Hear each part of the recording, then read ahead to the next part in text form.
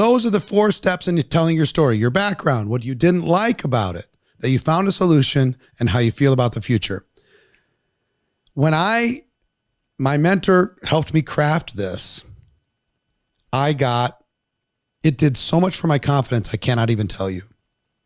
Because when you tell your story, you make a connection with another human being. And 9 times out of 10, they'll start telling you their story. People want to help you. People want to learn more. People are not running away from you. They're leaning towards you. And once I saw the power of telling my story, I would tell it in the hotel opportunity meeting, and a person would come up and afterwards and said, I have a member of my family who's 20 years old, just like you, went through all the struggles just like you. Can I introduce them to you because they need to hear your story? And I'm like, wow, somebody needed to hear my story. Everybody could think of somebody that kind of was like I was. So I was like, okay. So I said, if it works in the hotel meetings, I bet it works when I meet people. And I said, I'm going to try it. So I would meet somebody, and if it was appropriate, I would say, they'd ask me a question or whatever. Can I tell you my story real quick?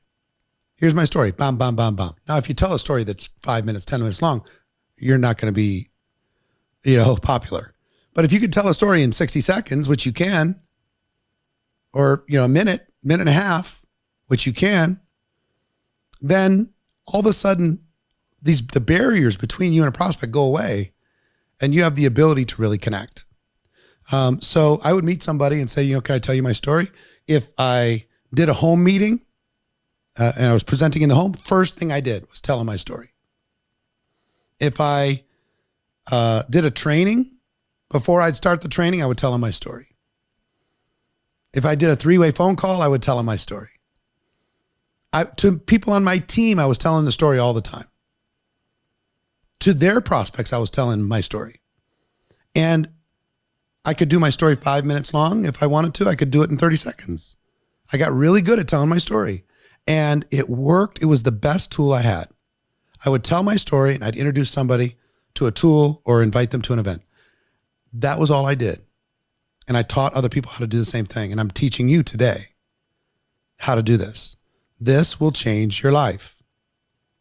Now, I'm going to ask you to work on it, like obsess over it like you might have obsessed over a business card 20 years ago. Make it as interesting and powerful as possible, as relatable as you could possibly relate to another human being. The pain that you share in your dissatisfaction about your background is what will connect you to another human being.